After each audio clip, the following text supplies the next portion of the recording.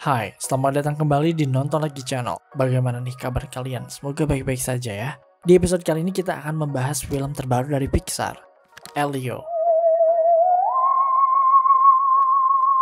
Ada beberapa hal yang membuat kita berpikir bahwa ini sebenarnya kayak memiliki pesan-pesan terselubung mengenai konflik kemanusiaan yang terjadi saat ini antara Israel dan Palestina.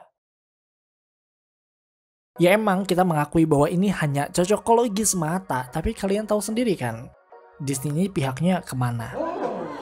Oke, tanpa panjang lebar langsung aja kita bahas India Teori Gelap Disney Pixar Part 65, Elio. Bersiaplah.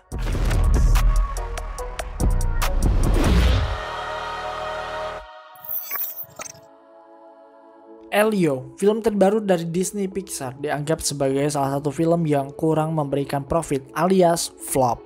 Kita tahu bagaimana film ini cukup struggle ya saat opening box office dan harus bersaing dengan film lainnya saat penayangan. Di rumahnya sendiri di Amerika Serikat, Elio ini harus bersaing dengan 28 Years Later yang lebih direspon positif oleh kritikus maupun penonton. Coba di sini kalian termasuk salah satu penonton Elio di bioskop? Boleh dong share pendapat kalian di kolom komentar. Jujur kita nggak nonton di bioskop ya, karena emang dari trailernya tuh kurang menarik ya. Materi promosinya tuh kayak nggak nyampe ke kita. Rasa excitednya tuh kurang gitu. Apalagi tema yang diangkatnya pun menurut kita sih nggak semahakarya film Pixar yang lain ya. Jadi kayak ya udahlah nunggu di Disney Plus aja nontonnya. Dan kemarin Elio akhirnya dirilis di Disney Plus dan kita memutuskan untuk nonton. Dan paham sih kenapa film ini bisa jadi flop alias nggak laku. Coba deh kalian tonton. Menurut kita film ini kayak terlalu berat sih untuk menjadi film animasi. Temanya tuh kurang relate dan base ceritanya juga kurang menarik dan terlalu banyak hal-hal yang ingin disampaikan. Film ini jadi kayak kerasa kurang fokus dan membuat filmnya malah jadi membingungkan. Tidak ada perasaan heartwarming seperti film-film Disney Pixar sebelumnya, sehingga setelah menonton kayak ya udah flat aja gitu. Hingga kita menyadari sesuatu. Kok ada satu plot yang cukup bikin kita menerka-nerka bahwa plot ini sepertinya sedang menyinggung konflik kemanusiaan yang hingga saat ini belum menemukan titik terang, yaitu Israel dan Palestina. Nggak tahu ya, mungkin kalian bisa nonton filmnya sendiri supaya bukan kita doang nih yang ngerasain hal ini, karena menurut kita ya ini cukup jelas sih dari bagaimana plot ini berjalan hingga beberapa detail kecil yang ada di dalamnya. Oke, sebelum kesana mungkin kita jelasin dulu kali ya, sebenarnya Elio ini tuh ceritanya tentang apa sih? Karena kita yakin banyak di antara kalian yang mungkin belum nonton filmnya juga. Oke, Elio ini menceritakan tentang Elio yang sangat ingin diculik oleh alien. Kenapa? Karena dia merasa tidak diterima di bumi, mau di lingkungan sekolah, pertemanan, bahkan di keluarganya sendiri. Elio ini anak yatim piatu, kedua orang tuanya telah meninggal dan akhirnya dia diurus oleh bibinya bernama Olga. Nah, Olga sendiri ini merupakan seorang mayor di Angkatan Udara Amerika Serikat yang sebenarnya dia tuh bercita-cita jadi astronot. Tapi dia nyerah karena harus mengurus Elio. Nah, hubungan di antara mereka ini kurang baik. Makanya Elio ini ngerasa kurang fit in alias kurang cocok ada di dekat bibinya sendiri itu. Karena hal ini, Elio sangat ingin diculik oleh alien karena ia berharap bisa diterima di sana. Obsesinya pada dunia antariksa dan alien ini juga dipengaruhi oleh masa kecilnya ketika dia tidak sengaja masuk ke dalam ruangan pameran tertutup wahana antariksa Voyager 1, di mana dia kayak terkesima dengan gagasan bahwa ada kehidupan lain di luar sana. Singkat cerita, Elio berhasil bertemu dengan para alien itu. Ini semua berawal dari Elio yang sengaja memberikan balasan pesan pada para alien. Saat perkemahan, Elio yang sedang dibully oleh teman-temannya tiba-tiba dibawa oleh para alien. Dia masuk ke dalam sebuah dimensi yang berbeda. Sementara Elio yang sedang dibully diganti oleh cloningannya sendiri dari dimensi lain. Jadi Elio yang asli ada sama alien-alien ini, gitu. Elio kemudian dikenalkan pada segala hal yang ada di sana. Nah, di sini nih letak teori ini berawal.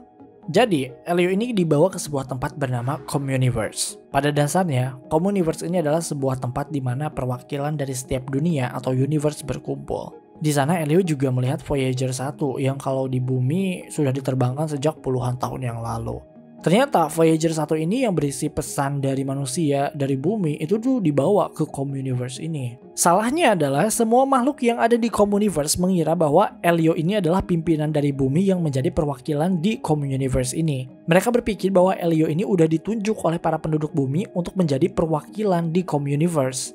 Elio ya iya aja, yang penting dia bisa lari dari bumi. Tanpa dia tahu bahwa Communiverse ini sedang mengalami sebuah masalah yang cukup rumit. Jadi semua alien dari perwakilan masing-masing universe itu tuh semuanya baik. Kecuali ada satu perwakilan yang ditakuti oleh semua, yaitu Lord Graigan. Lord Graigan ini berasal dari bangsa Hylargian, di mana dia tuh tidak diterima oleh alien lain di Communiverse ini. Jadi dia tuh pengen join Communiverse tapi nggak dibolehin sama alien lain karena dia tuh suka perang dan gampang menghancurkan segala sesuatu. Intinya tuh dia militan banget. Nah, Elio sempat ketahuan nih bahwa dia tuh sebenarnya hanya anak-anak, bukan perwakilan dari bumi. Tapi karena nggak mau diusir dari Communiverse, akhirnya dia meyakinkan para alien itu bahwa dirinya memang pimpinan dari bumi dan dia sendiri yang akan bernegosiasi dengan Lord Graigan supaya dia nggak diusir dari Communiverse. Di sanalah dia bertemu Glordon, anak dari Lord Graigan yang ternyata anaknya itu beda sama bapaknya. Bapaknya tuh kan tadi benar-benar militan, suka perang, suka senjata. Tapi si Glordon, si anaknya ini nggak suka perang dan lainnya. Kayak gitu. Jadi ada perbedaan nih antara anak dan bapak. Nah itu sekilas alur cerita dari filmnya. Kalau kita ceritain sampai akhir kayaknya nggak bakalan cukup. Tapi itu adalah intinya ya. Nah percaya atau tidak, plot ini tuh menurut kita mirip dengan Israel. Oke, jujur, entah apa yang ada di pikiran tim kreatif di film ini ya, sehingga dia memutuskan untuk mengambil plot Communiverse ini untuk menjadi landasan ceritanya. Karena kita gak nemu sesuatu yang menarik dan bahkan ini tuh kayak terlalu berat jika memang segmentasinya tuh untuk anak-anak. Buat orang dewasa aja tuh plot ini boring banget, apalagi buat anak-anak. Kita tuh pengen cerita-cerita kayak Toy Story atau Inside Out atau Up gitu kan. Ini tuh downgrade banget sih karena emang gak berkesan itu. Nah kita mulai dari Communiverse aja ya. Oke, sejak awal Communiverse ini diperkenalkan sebagai sebuah tempat di mana semua perwakilan makhluk cerdas dari berbagai universe dipertemukan. Communiverse ini tuh adalah tempat diskusi, tempat semua duta bertemu. Dan dengan hanya diberitahu dengan cara ini saja, kalian pasti nyadar bahwa Communiverse ini mirip dengan PBB atau United Nations. PBB adalah singkatan dari Perserikatan Bangsa-Bangsa atau dalam bahasa Inggris disebut United Nations. Organisasi internasional ini didirikan pada 24 Oktober 1945 setelah Perang Dunia II berakhir dengan tujuan utama untuk mencegah terulangnya konflik global dan mempromosikan perdamaian dunia. Nah, seperti yang kita tahu, organisasi ini kan memang menjadi wadah atau tempat untuk berkumpulnya perwakilan, termasuk ya duta besar dari hampir seluruh negara di dunia. Secara spesifik, tempat utama pertemuan ini adalah di Majelis Umum PBB, di mana semua 193 negara anggota memiliki perwakilan dan hak suara yang sama. Pertemuan ini diadakan secara rutin di markas besar PBB di New York dan setiap tahunnya para duta besar serta pimpinan dunia berkumpul di sana untuk membahas isu-isu global. Nah ini kan terdengar banget ya, sama dengan Communiverse di mana semua duta atau makhluk cerdas dari berbagai universe datang untuk menyampaikan gagasan, untuk berbagi informasi dan juga inovasi. Coba kalian perhatikan cuplikannya. Welcome to the Communiverse, a pan-galactic organization of the advanced species of the cosmos. The greatest minds of the universe come here to share knowledge, innovation. Nah, disinilah para perwakilan atau mereka juga menyebutnya sebagai duta besar berkumpul. Ya bedanya dengan PBB ya kalau PBB ini kan membahas isu global, perdamaian dunia. Nah, sejak kita tahu bahwa Elio ini adalah science, ya pembahasan yang mereka bahas juga ya mengikuti genrenya. Mereka bukan membicarakan mengenai perdamaian universe, tapi persoalan mengenai inovasi, mengenai pengetahuan. Walaupun berbeda, keduanya memiliki kesamaan yang identik, yaitu baik Communiverse maupun PBB sama-sama merupakan tempat untuk berkumpulnya para duta besar dari berbagai wilayah, atau dalam hal ini, universe. Nah, kemudian kita diperkenalkan dengan Lord Graigan. Sejak awal kita sebagai penonton diberi impresi bahwa Graigan ini adalah sosok yang sangat ambisius untuk menaklukkan semesta. Bahkan dia menawarkan senjatanya untuk dikombinasikan dengan teknologi yang dimiliki oleh para duta besar lain di Communiverse supaya bisa dengan mudah menggapai tujuannya. Sejak awal, Graigan ini diperkenalkan sebagai sosok yang kehidupannya dipenuhi dengan senjata. Sayangnya, gagasan yang dimilikinya itu ditolak oleh duta besar lain. Bahkan mereka mengakui bahwa Graigan ini tuh sangat kasar dan gagasannya itu tidak sejalan dengan gagasan para duta besar yang lain. Yang lain itu kan gagasannya itu kan ya mengedepankan ilmu pengetahuan dan juga toleransi. Sumpah ini ada beneran loh di filmnya. Coba deh kalian perhatikan cuplikannya. Technology and my weapons would be an unstoppable alliance. Now, admit me to your Communiverse. Unfortunately, candidate Graigan, it is our assessment that you are not a fit. I, Lord Grygon, Blood Emperor of Hylurg, not a fit. Tuh, lihat sendiri kan betapa para duta besar yang ada di Communiverse ini sangat menolak akan kehadiran dari Grygon di majelis itu. Dan saat kita tahu bahwa Elio ini memiliki plot ini, kita langsung mikir bahwa oh my god, apakah benar Disney sedang menceritakan tentang konflik yang sedang terjadi saat ini? Konflik antara Israel dan juga Palestina. Tanpa perlu dijelaskan, kalian sudah bisa menduga Lord Grygon ini tuh mencerminkan siapa? Pihak yang sangat suka dengan senjata, pihak yang militan, yang sangat berambisi untuk menguasai wilayah lain, pihak yang tidak pernah mendengar aspirasi bahkan setelah ribuan nyawa melayang. Ya, Lord Grygon nampaknya mewakili Israel. Beberapa kesamaan yang tadi kita sebutkan adalah beberapa contohnya. Baik Israel maupun Lord Grygon sama-sama menjadi pihak yang memiliki ambisi untuk melakukan wilayah atau mungkin semesta dengan simpanan senjata yang mereka punya. Oke, di sini kita nggak bakalan jelasin sejarah berdirinya Israel karena itu di luar pembahasan banget. Kita akan lebih fokus pada bagaimana Israel yang juga ditolak oleh PBB saat dirinya mengajukan diri untuk menjadi anggota PBB. Ya sama seperti Grygon. Berdasarkan riset yang kita lakukan secara online, mungkin kalian bisa koreksi ya nanti kalau misalnya ada informasi yang keliru. Israel ini pertama kali mengajukan diri untuk menjadi anggota PBB pada 15 Mei 1948, sehari setelah Israel memproklamasikan diri sebagai negara yang merdeka. Hanya saja pada saat itu, Dewan Keamanan atau Security Council itu memutuskan untuk tidak mengambil tindakan terhadap lamaran ini, alias mereka tidak menanggapi. Ya mungkin seperti tidak merestui Israel lah untuk masuk ke PBB. Bukan apa-apa, para Dewan Keamanan ini memiliki alasan yang kuat. Mereka menganggap bahwa Israel pada saat itu ya memang belum menjadi negara yang stabil. Kondisi de facto di lapangannya juga masih dinamis, jadi segala hal bisa saja terjadi. Di sisi lain, anggota PBB yang lain juga meragukan apakah Israel ini sudah memiliki kriteria untuk menjadi anggota. Nah yaudah, pada saat itu Israel belum resmi menjadi anggota, masih ada penolakan-penolakan dari duta besar yang lain. Namun pada Desember 1948, masih di tahun yang sama ya, Israel kembali mengajukan diri. Pada saat itu Israel masih mendapatkan penolakan walaupun ya beberapa di antaranya udah ada yang mendukung.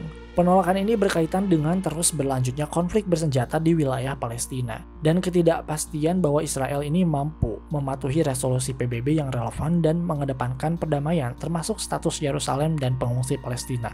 Mereka meragukan Israel karena pada saat itu ya Israel ini masih berperang dengan tetangga Arab.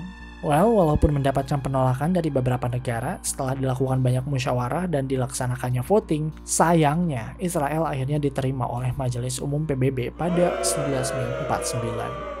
Banyak negara yang menilai bahwa masuknya Israel ke PBB ini hanya sekadar politik dari beberapa pihak saja. Ini bukan karena Israel yang memang benar-benar ingin masuk ke organisasi, tapi lebih kayak politik dari negara-negara di belakangnya. Meskipun akhirnya diterima, proses masuknya Israel ke PBB ini ya tidak lepas dari kritik dan keberatan, baik dari negara Arab maupun dari perspektif internasional. Salah satu aspek penolakannya tentu saja karena konfliknya dengan negara Arab lain, terutama Palestina. Pada voting Majelis Umum 273, sebagian besar negara Arab seperti Mesir, Irak, Lebanon, Arab Saudi, Suriah, dan Yaman ini menolak keanggotaan Israel. Penolakan ini didasari bahwa mereka ya belum melihat keberadaan Israel sebagai negara yang muncul dari paksaan asing atas tanah pendudukan Arab, serta dianggap melanggar hak-hak warga Arab, terutama pengungsi Palestina yang terusir selama konflik. Hal ini tentu saja bisa merugikan hak Arab atau Palestina. Nah, penolakan-penolakan ini ya mirip dengan apa yang terjadi pada Grygon. Para Dewan Communiverse menolak Grygon karena ambisinya yang sangat ingin menaklukkan wilayah. Padahal kan gagasan utama mereka adalah toleransi. Namun di sini Grygon malah mengancam balik akan menghancurkan Communiverse jika tak kunjung diterima. Ambisinya ini loh yang bikin kita pas nonton kayak langsung mikir kok ini mirip kayak Israel ya. Mana keduanya tuh kan diceritakan memiliki pasokan senjata yang luar biasa banyak, iya nggak sih? Tidak hanya itu, satu hal lain yang semakin meyakinkan kita bahwa Grygon ini sebenarnya mencerminkan Israel adalah kehadiran dari Gordon itu sendiri, anaknya. What?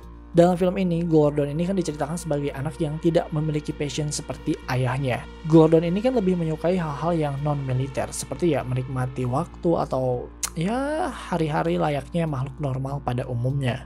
Saat bertemu dengan Elio, Gordon mengatakan bahwa dirinya tidak ingin seperti ayahnya. Namun karena kondisi dan tradisi, dia diharuskan untuk meneruskan warisan ini demi harkat dan martabat bangsanya. Dan apa yang sedang terjadi di Israel saat ini? Beberapa pemberitaan menyebutkan bahwa anak muda Israel mulai aware dengan genosida yang dilakukan oleh negara mereka. Ini mirip dengan Gordon yang menolak untuk melakukan penaklukan seperti yang dilakukan oleh ayahnya. Remaja-remaja yang ada di Tel Aviv bahkan ramai-ramai membakar surat wajib militer IDF. Mereka mulai sadar bahwa apa yang dilakukan oleh negaranya itu adalah tindakan yang salah. Sama seperti Gordon dalam film Elio. Oke guys, itu dia teori gelap Disney Pixar part 65. Gimana? Apakah kalian setuju bahwa sebenarnya cerita dalam film Elio ini sedikit menceritakan tentang Israel? Komen di bawah. Pada akhirnya kita berharap semoga konflik yang sedang terjadi pada saat ini segera selesai. Warga Palestina bisa mendapatkan hak-hak mereka sebagai makhluk hidup dan Israel segera menghentikan serangan-serangannya demi terciptanya bumi yang damai. Terima kasih karena telah menonton video ini hingga akhir. Luangkan waktu untuk like, share, dan komen jika kalian suka video ini. Tekan tombol subscribe dan aktifkan notifikasi loncengnya supaya kalian tidak pernah ketinggalan video-video terbaru dari kami. Dan sebagai bentuk dukungan kalian terhadap berkembangnya channel ini, mari terhubung lebih dekat dengan cara follow kami di Instagram di @nontonlagi.channel. Dan jangan lupa Creepy Crime Case kini hadir di Spotify. Sampai jumpa di episode Nonton Lagi channel berikutnya.